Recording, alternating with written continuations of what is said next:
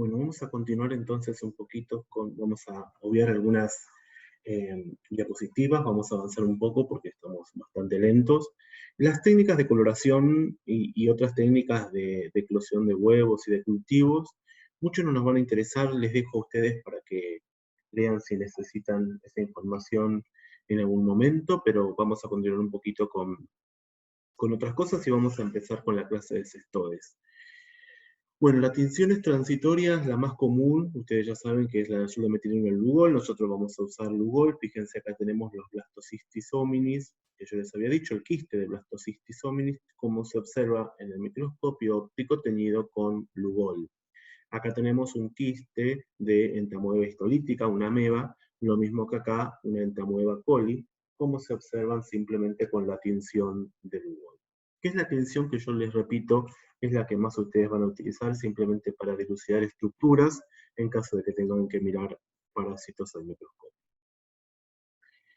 Bueno, esto es una síntesis de lo que ya habíamos visto en la introducción de las generalidades de la parasitología, en donde fíjense que los protozoarios son unicelulares, como dice ahí. Obviamente son eucariotas, como ya saben.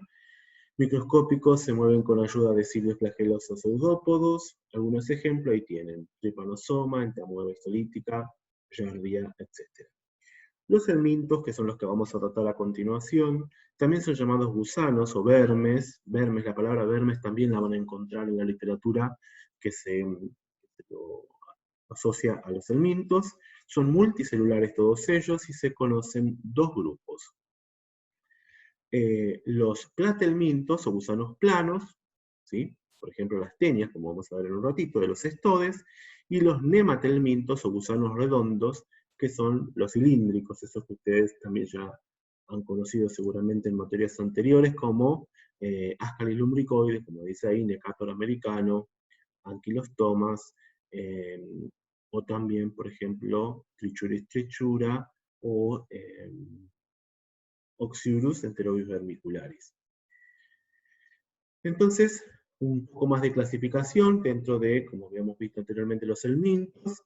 Tenemos los platelmintos o gusanos chatos, que tenemos entonces, que lo vamos a clasificar un poquito más, entre cestodes y trematodes. La clase que continúa es sobre cestodes. Vamos a hablar muy poquito y vamos a dar un ejemplo de lo que serían los trematodes, y las clases siguientes van a tener que ver con los nematelmintos, particularmente los nematodes, los gusanos cilíndricos, en donde vamos a ver varias especies relacionadas, que forman parte de este grupo o familia. ¿Qué podemos decir de los cestodes en forma particular? General, y después ahora vamos a hablar en particular con algunos cestodes cuando veamos la otra clase. Los cestodes son gusanos platelmintos, planos, que tienen forma cintada. Son hermafroditas, muy importante, o sea, tienen los dos sexos en el mismo organismo, y no poseen aparato digestivo. Eso es importante porque el alimento lo absorbe a través de la epidermis, o sea, como dice ahí, la cutícula externa, de la piel misma del parásito, por ósmosis, generalmente, por mecanismos de transportes pasivos, y entonces obviamente van a consumir sustancias o nutrientes ya degradados, no van a consumir nutrientes que falten procesar o degradar para ser incorporados a las células epiteliales. Por eso entonces están ubicados a nivel del intestino delgado en adelante, en donde ya se pueden encontrar fácilmente con los alimentos digeridos y los nutrientes que son necesarios para la supervivencia.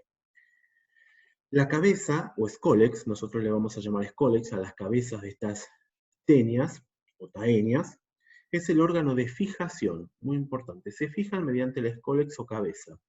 Y poseen o ventosas, y en ocasiones también ganchos. Ahora vamos a ver ejemplos, no se preocupen, estos son como introducciones simplemente, ¿no? Pueden tener ventosas como aparato de fijación, o ventosas y ganchos, las dos cosas. Bueno, se pueden clasificar en ciclofilídeos, en donde las proglótides no presentan orificios de postura, ¿sí? En donde los huevos simplemente quedan en lo que se llaman las proglótides, que se van a empezar a llamar proglótides grávidas, porque están llenos de huevo. Esas proglótides tienen muchos úteros, y en esos úteros se encuentran los huevos. Como no tienen orificio de postura, se liberan las proglótides al medio ambiente, se rompen las proglótides y se liberan los huevos. Y los pseudofilidios, que los huevos se eliminan al exterior porque tienen orificio de postura y de forma inmadura, y generalmente necesitan del medio ambiente para que se tornen infectivos. Son generalmente los llamados geohelmintos. Acá tenemos las tenias, que vamos a hablar en un ratito en particular. Las tenias hay dos tipos, o en realidad hay tres tipos, la tercera mucho no se habla en nuestro ambiente, pero nosotros vamos a hablar de las tres. Vamos a nombrar poco la última. La tenia solium, la tenia saginata y la tenia asiática. Fíjense las estructuras del escólex. Esta es la cabeza de la tenia, y fíjense que tenemos la tenia saginata, que tiene ventosas, que es el aparato de fijación, y acá tenemos la tenia solium, que se llama tenia solium porque tiene este roseto que se llama, que tiene forma de sol, por eso le dicen solium, que está formado por ganchos. Entonces el aparato de fijación del escólex está formado tanto por ventosas como con ganchos. Se dice entonces que la tenia solium tiene un escólex armado, ¿sí? Porque está formado por ventosas y por ganchos. El huevo, fíjense, de ambas tenias, y esta es una pregunta que hoy surgió en el grupo de WhatsApp, por ejemplo, ¿por qué no podemos decir que este huevo pertenece a la tenia solium o la tenia saginata? Si bien en nuestro entorno es más común, gracias a Dios, la presencia de tenia saginata antes que tenia solium, el huevo que nosotros vamos a encontrar en la materia fecal es el mismo para cualquiera de los dos. Entonces, viendo un preparado parasitológico seriado, los huevos de tenia, yo puedo decir simplemente que se observan huevos de tenia SPP. ¿Eso qué quiere decir? De tenia que pueden ser de varias especies. Puede ser de tenia solium o de tenia saginata. No podemos hacer diagnóstico de especie. ¿Por qué? Porque el huevo es igual para cualquiera de las dos tenias. ¿Estamos de acuerdo? Eso, o sea que hay otras cosas que vamos a utilizar para hacer diagnóstico de especie. Ahora en un ratito lo vamos a ver, pero fíjense acá.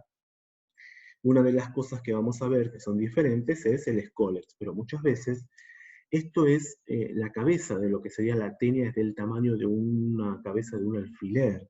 Entonces imagínense encontrar el escólex en la materia fecal. Esto es imposible. Si se logra encontrar, se observa el microscopio con una lupa, y entonces si tenemos un escólex armado, estamos hablando de tenia solium, y si tenemos un escólex que solamente tiene ventosas, estamos hablando de tenia saginata. Otra diferencia, que vamos a ver en un ratito, son las proglótides. Estos son los segmentos, ¿sí?, que van a empezar a generarse a partir de lo que sería el escólex. A partir del escólex empiezan a ver lo que se llaman estos segmentos que se llaman proglótides. A medida que nos alejamos del escólex, las proglótides se empiezan a llenar de huevos y se conocen como proglótides grávidas, ¿sí? Entonces, también las proglótides son distintas para la tenia solium y la tenia saginata, como vamos a ver en un ratito, y es otra cosa que me permite diferenciar, ¿sí?, la solium de la saginata. Acá vemos simplemente cómo se obtiene la parasitosis. La parasitosis, y esto lo tienen que decir así como un verso, se obtiene como consecuencia, si hablamos de tenia solium, del consumo de carne cruda o mal cocida de vaca que contiene la forma larvaria o la forma infectiva. Porque si consumo carne de vaca cruda o mal cocida y no está la forma infectiva, no voy a contraer la parasitosis. Entonces, el versito es por el consumo de carne de cruda o mal cocida de vaca que contiene la forma infectiva o la forma larvaria. En el caso de la tenia solium, el consumo de carne cruda, mal cocida, tiene que ser de cerdo. Eso ya lo deben saber ustedes. Y fíjense, acá tenemos un corte de carne en donde se observan los quistes, o sea, las formas enquistadas de las tenas. Bueno, acá tenemos dos frascos. En el de la derecha tenemos el Ascaris lumbricoide. Después vamos a ver que hay machos y hembras cuando hablemos de nematodes, porque son dioicos. Dioicos quiere decir que existen el individuo macho y el individuo hembra. Mientras que a la izquierda tenemos el frasco que contiene la tenia saginata. Fíjense que es muy largo el bicho, ¿no? Y que además también, se fijan ahí ustedes, en la forma cintada, ¿no?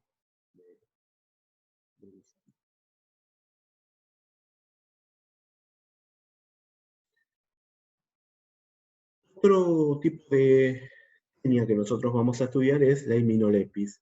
Iminolepis es un hongo muy lindo, si uno ve en el laboratorio, en el microscopio, tiene características muy interesantes que las vamos a desarrollar en un rato, en donde este es el huevo. Y no, ya, si ustedes se fijan anteriormente, el huevo de Tenia es totalmente distinto, ahora lo vamos a analizar, al huevo de Iminolepis. Existen dos Iminolepis, Iminolepis nana e Iminolepis diminuta. Vamos a analizarlo dentro de un rato, no se preocupen. También son cestodes.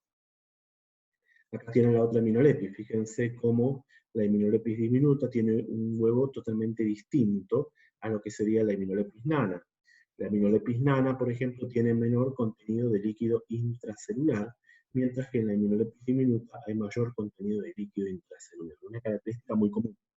Además, el huevo es más amarronado en la diminuta que en la nana. Se llama nana porque ¿cómo es? La tenia diminuta es más chiquita que la nana. ¿Sí? La nana es un poquito más larga, por eso se llama Iminolepis nana o Iminolepis diminuta. Bien, hasta acá un poquito. Les digo ya, no se preocupen, ahora vamos a retomar todo. Vamos a ver un poquito una introducción a lo que serían los nematodes. ¿Sí?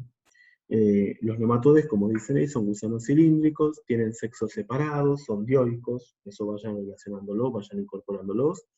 En general los machos son más pequeños que las hembras, fíjense, muy interesante, y la parte posterior de los machos termina en forma enrollada, o sea, en forma de espiral. Esa es una característica que tienen los individuos machos de los nematodes en forma general. Y las hembras en forma recta. El gusano adulto tiene cutícula, o sea, tiene una estructura eh, que recubre al individuo, o sea, al gusano, y tienen migración larval a través de los tejidos corporales, y eso es una característica muy importante de los nematodes. Los cestodes, los helmintos, eh, se quedan agarrados de la mucosa intestinal y solamente se quedan ahí, mientras que los nematodes pueden migrar, tienen la posibilidad de, no solamente de que se reproduzcan fácilmente y se generen gran cantidad de individuos en el organismo, sino que también la larva o el gusano pueda migrar a través de los tejidos. Incluso los ciclos biológicos, perdón, de estos nematodes incluyen destrucciones de tejidos hepáticos, no particularmente, de tejido pulmonar, por ejemplo, como en el caso de las ascaris. Acá tenemos un ejemplo de un nematode, donde se fijan acá se ven los huevos de Enterobius vermiculares, como ya les había contado, acá tienen la larva, la forma larvaria, esta es la forma infectiva del Enterobius vermiculares, acá se ven un montón, y estos son los nematodes. Fíjense cómo son muy chiquititos, casi ni se ven a simple vista estos nematodes cuando aparecen en la zona perianal. Bueno, acá tienen el test de Graham-Garabuso, como yo les había dicho anteriormente, después vamos a hablar un ratito más. Acá tienen las cintas, con la parte que se tiene que agarrar y la parte que está pegada al acrílico. Es el Necator americano, la uncinaria, el Necator americano, Bacillostoma duodenale. Fíjense lo que es el huevo. El huevo tiene un embrión muy característico, es un huevo bien grande, y esta es la larva. Este bicho tiene una característica, que puede penetrar la piel, por eso es la forma de contraer la infección es a través de caminar descalzo en lugares húmedos en donde se encuentran la larva, si se encuentra la larva, que es la forma infectiva. Y acá tienen la carita del parásito. Acá tenemos Ascaris lumbricoides, este es un cadáver en donde fíjense que Ascaris empieza a salir por los orificios, porque se empieza a escapar, porque obviamente esto es un cadáver, ya murió el paciente, y entonces Ascaris tiende a buscar orificios de salida para escapar. Acá tienen, por ejemplo, la hembra a la izquierda y la derecha, como yo les decía, el macho más corto, más pequeño y con el extremo ausado o en espiral. Acá tienen los huevos de Ascaris lumbricoides. Fíjense que son muy característicos y ya vamos viendo que son muy diferentes a los que serían los huevos de uncinarias o los huevos de las tenias que habíamos visto anteriormente. Tenemos el huevo que se ve en forma normal, acá, y el huevo que está casi decorticado. Decorticado quiere decir cuando estos mamelones que se observan acá prácticamente no están en el huevito. ¿Sí? Acá tenemos un huevo de Ascaris en un preparado parasitológico. Este es el trematode que nosotros vamos a estudiar, en realidad van a estudiar ustedes solitos, que se llama fasciola hepática. Es un trematode porque es un gusano cortito que tiene pocos segmentos o proglótides, 3 o 4, y fíjense que es muy característico. Se llama fasciola hepática porque el parásito tiene forma de hoja, por eso se llama fasciola, y hepática porque tiene trofismo por el hígado. Este es el huevo que se encuentra en la materia fecal, es de color amarillo por la presencia de la bilis, de la bili, y la característica fundamental es que es muy grande, después lo vamos a ver, y además que tiene una tapita o, como nosotros lo llamamos bien, opérculo.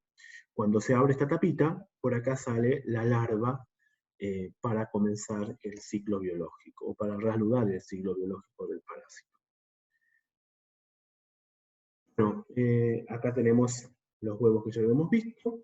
Acá tenemos el huevo de Trichuris trichura. Fíjense que el huevo de Trichuris, acá tienen otro igual, es muy característico. Fíjense que tienen estos mamelones en los extremos que dan la forma de un limón al huevo de Trichuris. Es muy poco frecuente, pero es muy lindo observarlo y es muy característico. Uno no se confunde estos huevos cuando ve el microscopio.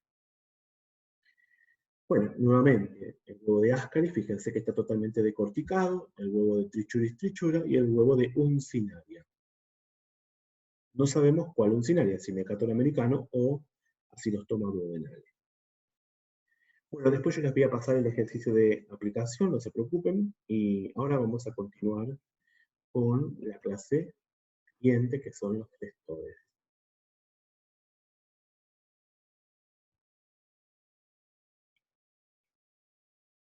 Sin hacer recreo entonces, continuamos con los cestodes. Dentro de los segmentos, los cestodes. La clasificación de los cestodes de importancia clínica, como ustedes ven acá, bueno, la familia es los platelmintos, la clase es cestodes, el orden es, bueno, pueden ser de dos órdenes, como ustedes ya escucharon anteriormente, los pseudopilidios y los ciclospilidios. Recuerden que tenían la diferencia con los edificios de posturas, entre uno había edificio de postura, en otro no. Ahora vamos a ver otras características más del orden pseudospilidio o ciclospilidio. Bueno, los pseudofilidios tienen una familia que se llama Diphyllobotriae, ¿sí? Diphyllobotriae. El pseudofilidio que nosotros vamos a estudiar tiene una familia que se llama Diphyllobotriae. El género es Diphyllobotrium. Y la especie que nosotros vamos a estudiar es Diphyllobotrium latum, que se adquiere, esta parasitosis se adquiere por el consumo de pescado crudo o mal cocido que contiene la forma infectiva. Y después tenemos que ver cuál es la forma efectiva. Dentro del género ciclofilidio, que tiene ciertas características que podemos ver nosotros, tenemos la familia que se llama Taenidae. Taenidae. Cuando termina en ae, hablamos de familia, ¿sí? Por eso decimos Diphyllobotriae, Tridae, perdón.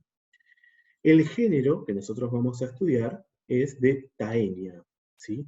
Y las especies son Taenia saginata, Taenia solium y Taenia asiática, ¿sí? Después tenemos otra familia que es la Immunolepidae, ¿sí? Donde el género es Immunolepis y nosotros vamos a estudiar Immunolepis nana e Immunolepis diminuta. Hay otro dentro de la familia de la Taenia, que es el Echinococcus, que nosotros podríamos llegar a ver en algún momento, Echinococcus granulosus, que es el que genera alguna patología muy importante en el organismo, como serían esos quistes Ay, se me fue la patología ahora, que se encuentran particularmente en el sur de nuestro país, fundamentalmente.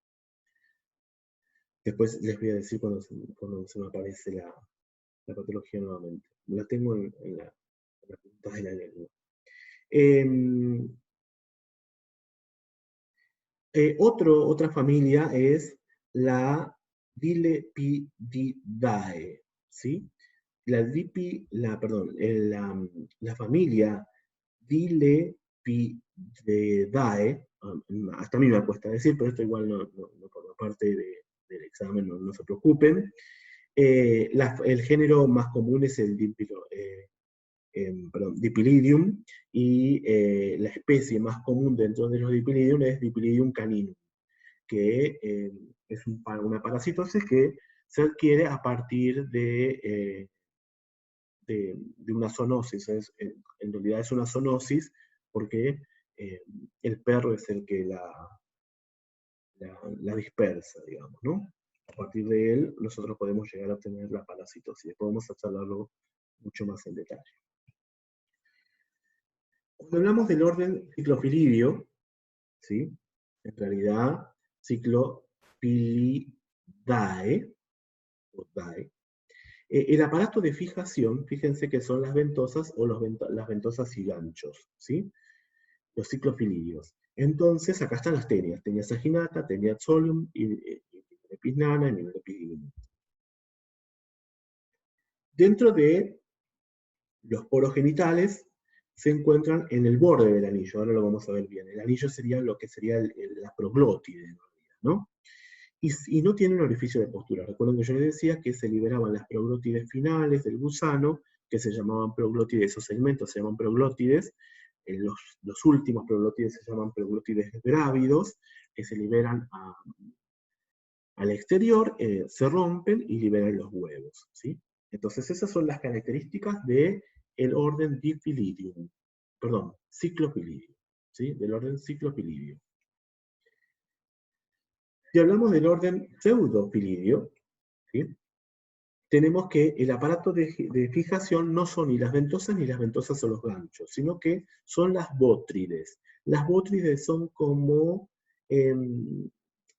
surcos que se encuentran a ambos lados del parásito, de las caras del parásito, que permiten la fijación del gusano a la mucosa intestinal, ¿sí? O sea que no hay ni ventosas ni ganchos, ¿sí? Sino que están las bótrides. Tiene poros genitales, que se encuentra en la cara ventral, en el medio del anillo, ¿sí? Después lo vamos a ver, y tiene un orificio de postura, o sea, se liberan los huevos, ¿sí? Y el género más común es el Dipilobotrium, ¿sí? En el que yo les decía Dipilobotrium latum. Bueno, vamos a hablar un poquito entonces de la tenia saginata y la tenia solium, que son las que nosotros vamos a estudiar en el día de hoy. Fíjense que la tenia saginata, en este caso, es un gusano platelminto, bien plano, bien chato, muy largo, puede medir muchos metros de longitud, 10 o 15 metros de longitud. Generalmente se encuentra un solo ejemplar, ya saben todos ustedes, que es hermafrodita, no tiene orificio de postura, etc. ¿Cuál es el ciclo biológico de la tenia? La tenia saginata en este caso, ¿no? Bueno, las proglótides grávidas, o sea, si nosotros tenemos que este es el gusano adulto, cada uno de estos segmentos se llaman proglótides. Este es el escólex, y a medida que nos alejamos, estas proglótides se transforman en proglótides grávidas. ¿Qué quiere decir esto? Estas proglótides están llenas de huevo. Estas proglótides son las que se van liberando, ¿sí? Con la materia fecal, o simplemente en el mismo movimiento del caminar se van liberando a la ropa interior del organismo infectado, y se van cayendo al medio ambiente. Se rompen estos segmentos y se liberan los huevos que están en gran cantidad dentro de las ramificaciones uterinas. Entonces las proglótides grávidas son ramificadas y abundantes. Fíjense, acá tenemos tenia saginata. Las ramificaciones, es decir, cada una de estas cositas que se ven acá, uterinas, son abundantes y muy ramificadas. Esa es una diferencia con tenia solium, ¿sí? Recuerden esto, las proglótides grávidas son ramificadas y abundantes, ¿sí? abundantes delgadas y más de 13 por lado. Fíjense, más de 13 prolongaciones o ramificaciones por lado tiene. Hay un poro genital por anillo, como nosotros dijimos, y se ubica irregularmente alternado. Recuerden que el poro estaba a los costados, ¿sí? ¿Qué quiere decir que se ubican irregularmente alternados? Que en un escólex, por ejemplo, está de este lado, en el otro escólex está de este lado, el orificio, el poro genital, en el otro glotis está de este lado contrario, y así sucesivamente. En el poro genital convergen ambos sistemas reproductores, el masculino y el femenino, porque recuerden que estos organismos son hermafroditas. El escólex contiene 4 ventosas sin presencia de gancho, muy importante. Características fundamentales de la tenia saginata, repetimos. Las ramificaciones uterinas son abundantes y mayores o hasta 13 por lado. El orificio genital, el poro genital, se encuentra a los lados, a los lados de la proglótide y está ubicado de forma irregular. O sea, puede estar uno para acá, el otro puede estar acá de nuevo, el otro puede estar acá, de forma irregular, ¿sí? Un concepto irregular. Uno acá, el otro acá, el otro acá, el otro acá, el otro acá, el otro acá. O sea, no se alterna de forma regular, sino se alterna de forma irregular. Regularmente alternado. El escólex, ¿sí?, tiene solamente presencia de 4 ventosas y no hay presencia de ganchos. El hombre se infecta, adquiere la parasitosis, por el consumo de carne de vaca cruda o mal cocida infectada con la forma larvaria. Y ojo acá, la forma larvaria de tenia saginata, que es la forma infectiva para el hombre, se llama Cysticercus bovis. ¿Sí? Remárquenlo de la diapositiva. El Cysticercus bovis es la forma larvaria, que es la forma infectiva que tiene que estar presente en la carne de vaca cruda o mal cocida para que el organismo susceptible pueda obtener la parasitosis. Bueno, esto lo pasamos, la carne cruda o mal cocida. Vamos a ver un poquito entonces la tenia solium, que es la tenia distinta, ¿sí? Y ahora vamos a ver por qué es importante, bueno, ya lo saben, ¿no? Por qué es importante hacer muchas veces el diagnóstico de especie entre estas tenias. ¿Cuáles características tiene la tenia solium? Recuerden las características de la tenia saginata para hacer la comparación. Las proglótides grávidas tienen ramificaciones escasas y gruesas. Fíjense, acá tenemos una proglótide grávida, tienen ramificaciones uterinas escasas y encima gruesas. Una diferencia ya con la tenia saginata, abundantes y finas. Tiene menos de 13 ramificaciones por lado, como habíamos dicho anteriormente. El poro genital, por anillo, se encuentra regularmente alternado. Esto quiere decir, uno para acá, uno para acá, uno para acá, uno para acá, uno para acá, uno para acá, uno para acá, uno para acá. Si los poros genitales a los lados del anillo, de cada proglótide, regularmente alternado. El escólex, otra diferencia, ¿no? Y la última diferencia, que es que el escólex es armado. Nosotros dijimos que hablamos de armado cuando tenemos que están formados por las 4 ventosas y por los ganchos. Recuerdan que tenia solium tenía el llamado roseto, ¿sí? Que está formado por esos ganchos. El hombre se infecta entonces por el consumo de la carne de cerdo cruda o mal cocida, infectada con la forma larvaria, ¿sí?, de tenia solium, que en este caso se llama Cysticercus cellulosae, ¿sí? Esa es la forma larvaria. Si no está presente la forma larvaria, Cysticercus cellulosae, no se va a adquirir la parasitosis por más que el hombre consuma carne de cerdo cruda o mal cocida. Tiene que estar presente la forma infectiva.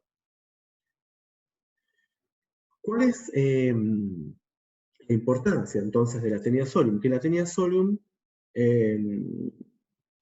puede generar esta patología muy grave que se llama neurocisticercosis. ¿En qué consiste esta patología?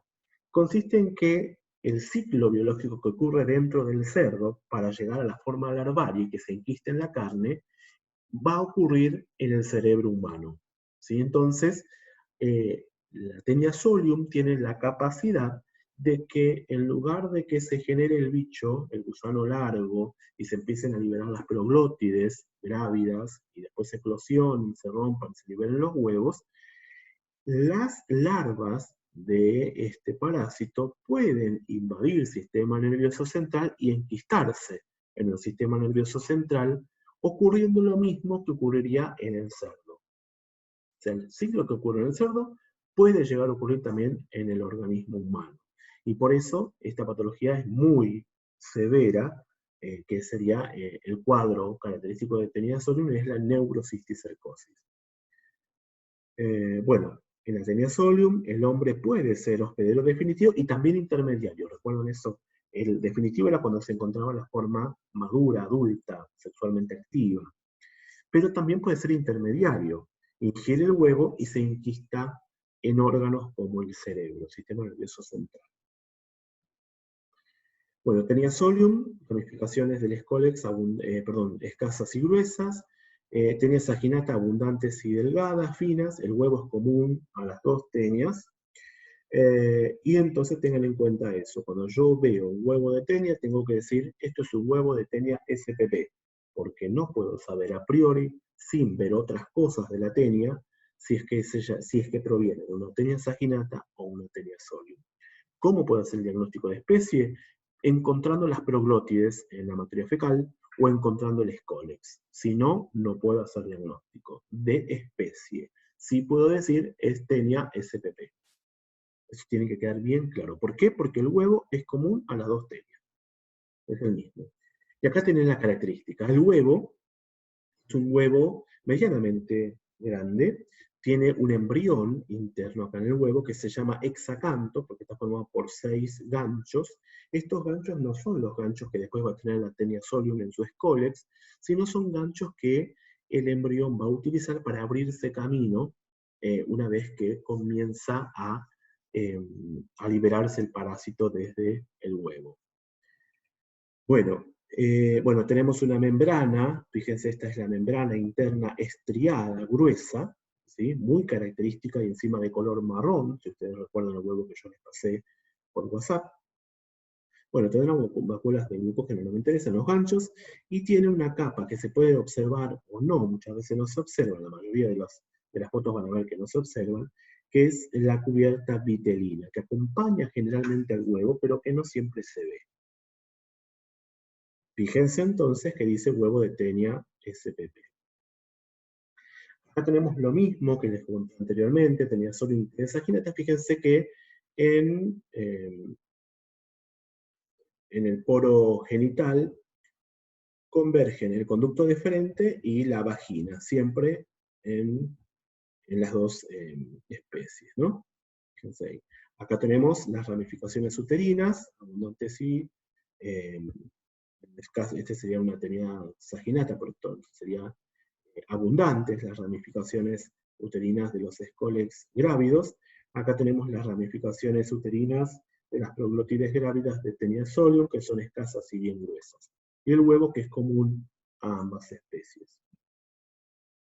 El escólex de Taenia saginata, teñido con carmín acético, mirado entre porta y cubre, con 4 por. Fíjense cómo se ven las ventosas acá. Acá sí yo puedo hacer diagnóstico de especie, puedo decir que el huevo que obtuve o que observé en la materia fecal es de Taenia saginata, porque veo el escólex. Bueno, acá tenemos lo mismo, el escólex armado para Taenia solium y el escólex con las ventosas para Taenia saginata. Lo mismo, así que pasamos. Acá tenemos entonces las proglótides grávidas de Taenia saginata con las ramificaciones abundantes y finas de cada una de las proglótides. Entonces, muchas veces vienen al laboratorio y nosotros podemos observar. Por eso yo les decía que es importante filtrar la materia fecal y después observar el residuo que queda en el tamiz, porque ahí quedan las proglótides. Y si nosotros después ponemos las proglótides entre cubre y porta, y las humectamos un poco con agua, podemos llegar a ver qué tipo de proglótides son, si las ramificaciones uterinas son escasas y gruesas o son abundantes y finas, ¿sí? Para hacer el diagnóstico de especie. Bueno, lo mismo, proglótides grávidas de Taenia solium, Taenia saginata, ya pasamos, teñidas con carmín acético para que se puedan ver bien las prolongaciones uterinas, las ramificaciones uterinas. El Cysticercus cellulosae, que son los huevos de las formas larvarias, que son las formas infectivas de Taenia solium. Acá tenemos, por ejemplo, la carne de cerdo. Esta sería la musculatura de la lengua de cerdo. Fíjense con el grano, se llama como el granizado de la lengua del cerdo, que está lleno de las formas enquistadas, las formas larvarias de Cysticercus cellulosae. Acá tenemos lo mismo, granizado de la lengua. Fíjense, bueno, acá tenemos el cerdo, cómo adquiere la parasitosis, porque se encuentra, porque, bueno, la alimentación del cerdo es importante. Acá tienen, por ejemplo, una letrina, por eso la defecación a cielo abierto influye mucho en las parasitosis, y son muy frecuentes en esos lugares parasitosis como estas. Acá tienen, fíjense, el cerdo asomándose de la letrina, fíjense, porque está alimentándose justamente de las excretas de los seres humanos, en este caso, y esto entonces predispone a esta población a que pueda contraer esta parasitosis fácilmente, con los riesgos que esto trae, ¿no? Bueno, la tenia asiática, para ver un poquito y para ir terminando esta primera parte, fíjense que es un híbrido entre las dos tenias que habíamos visto anteriormente, la saginata y la solid. El Scolex es similar a la tenia saginata, es decir, un Scolex sin ganchos, solamente tiene ventosas, aunque algunas pueden presentar ganchos, que es muy poco probable. Recuerden que estas tenias son muy poco frecuentes en nuestro entorno. Las proglótides son similares a tenia saginata, y se llama, en la forma larvaria, se llama Cysticercus viscerotrópica, porque tiene tropismo por las vísceras. Fíjense que dice que migran a las vísceras del cerdo, en este caso al hígado fundamentalmente, y la infección se produce por el consumo de hígado de cerdo crudo mal cocido que contiene el Cysticercus, este que estábamos diciendo anterior, viscerotrópico, ¿sí? El Cysticercus viscerotrópico que tiene el cerdo. Bien, esto lo vamos a pasar porque son las semejanzas y diferencias entre las tres especies, eso se los dejo para que ustedes lo vean después. Acá un poco lo que dice acá abajo, la sintomatología de esta parasitosis es totalmente inespecífica. Hay un malestar gastrointestinal, con vómitos, diarreas, anorexia y pérdida de peso, que tiene que ver entonces con la desnutrición que acompaña a esta parasitosis, porque el parásito se lleva todos los nutrientes que deben ser absorbidos a nivel del sistema digestivo. Las diarreas y los vómitos son muy frecuentes con esta parasitosis, y bueno, el malestar gastrointestinal también, porque obviamente estamos teniendo un organismo parasitario en el sistema gastroentérico, ¿no? Por eso mismo hay un malestar generalizado en el sistema gastrointestinal. Bueno, acá tenemos los huevos, fíjense, la cubierta estriada gruesa, la cubierta vitelina y el embrión hexacanto. Recuerden que el embrión hexacanto muchas veces no se ve, se ven 2 o 3 ganchos, pero siempre tienen que decir ustedes que el embrión es hexacanto, tiene 6 ganchos, por más que no se vean, ¿eh? Acá tenemos otro huevo con la cubierta vitelina, otro más, también con la cubierta vitelina, fíjense, muy característico, que se los dejo para que ustedes lo vean bien, se vayan dando cuenta y vayan afilando el ojo. Lo mismo, otro huevo, pero sin la cubierta vitelina, fíjense, como yo les decía anteriormente. Y vamos a pasar esta, y vamos a ir a las iminolepis. Vamos a ver una iminolepis, y después vamos en el otro video a ver las otras que continúan. Vamos a ver iminolepis nana. Ciclo biológico de iminolepis nana, fíjense. Tiene poros genitales, uno por anillo, todos del mismo lado, dice. O sea que todos para el mismo lado del Scolex van a tener los poros genitales.